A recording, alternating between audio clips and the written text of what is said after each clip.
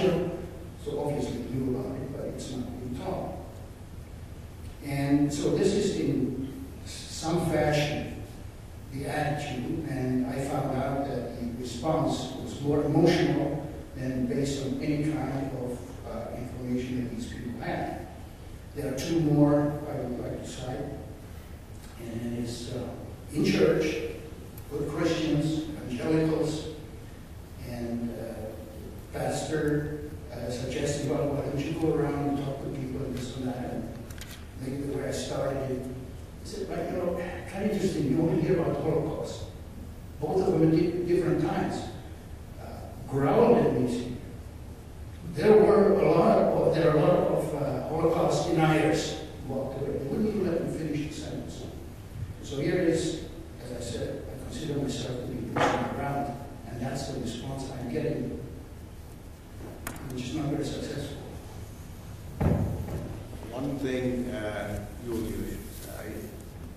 the Holocaust, in my mind, should be looked at as a completely separate historical event and never be thrown into discussions of this sort, because it is such a sensitive figure, event or subject for people, particularly people who lost relatives during it, that all you do, they think you're comparing it, they think you're diminishing it.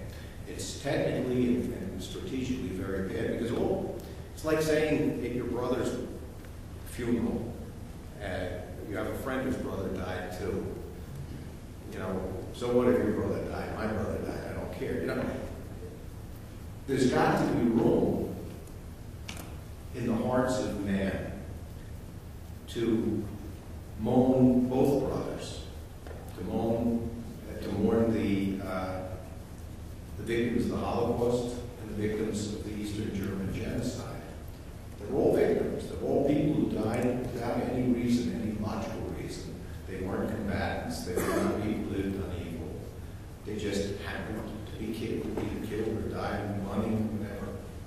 And I think trying to compare the two isn't or drawing, saying we only talk about the one. It is, in fact, I agree with you, it is sometimes irritating or exasperating the amount of time that is discussed, the Holocaust is discussed. But the fact is, it's a huge historical event, and people are going to talk about it.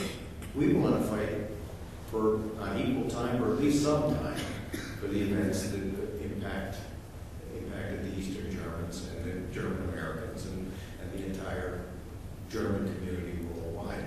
I also wanted to, it's kind of interesting your point, can't we find another name maybe? Because the Austrians tried that for 50 years. In Österreich, wir sind nicht Piefkes. And then they elected Waldheim. And what did they learn? They were Germans after all. And changing the name, painting the house isn't going to change the structure.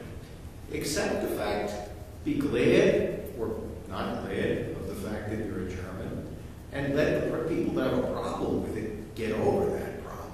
The key is to say, we are who we are, we're proud of who we are. You don't have to change your name, for God's sake. I'm not going to change my name to Kelly. I think that is an excellent point. That's why I mentioned, I didn't want to reply for a second, I didn't think there was enough to mourn. Your metaphor of your brother's funeral, I think is actually a great one. There is enough to mourn. There's no need to whitewash anything. My comment about the questioning nationalism is, again, questioning at what point does our devotion to a certain ethnicity or of nationalism become unhealthy? And what is that point? Let me ask you, when you look at Europe, or a better question should be, when I teach an international relations class and we talk about tragedy like this, throughout history, I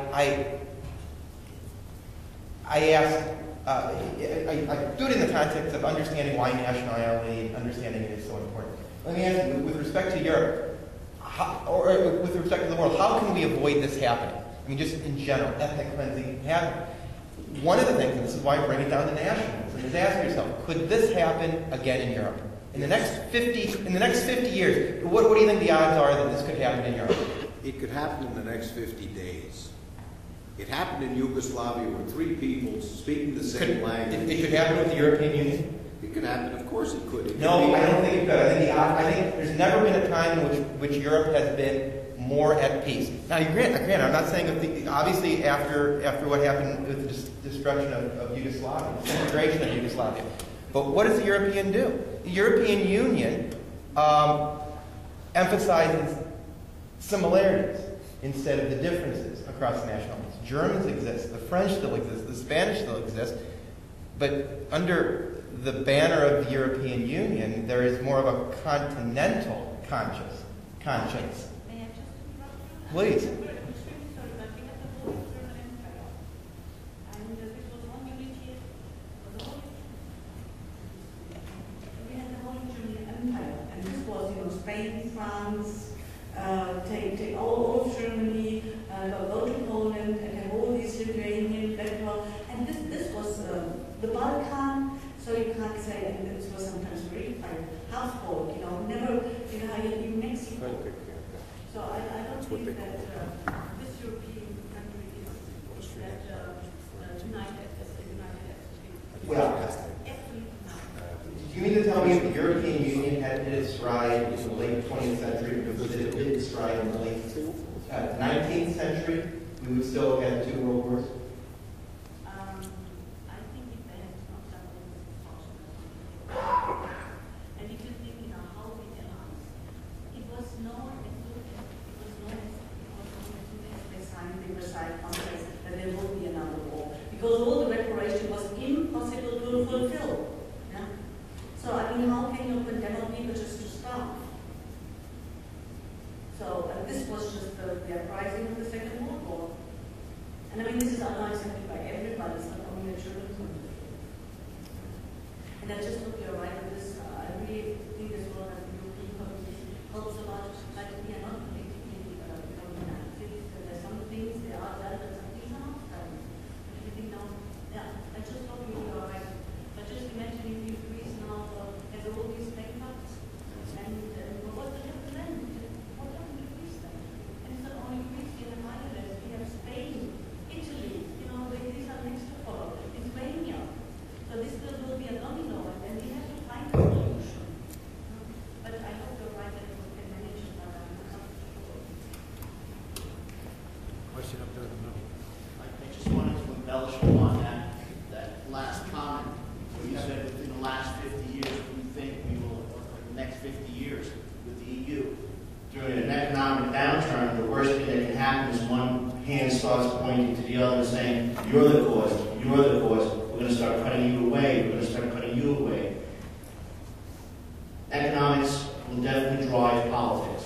We know that's happening in this country, it's going to happen worldwide.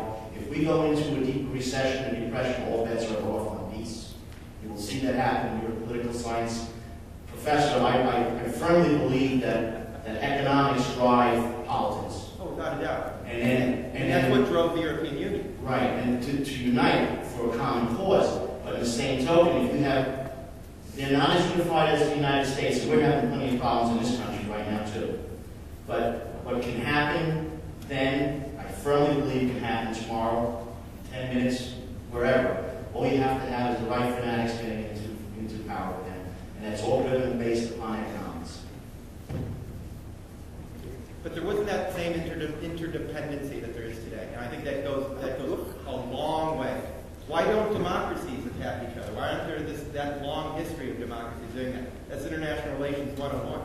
Yeah, well, I think when economics gets deep enough, you will start to see democracies starting to attack each other, because the democracies we have today, I'm very nervous about some of our democracies that are in this tremendous turmoil that can change. The turmoil, it's a flashpoint when you add in national.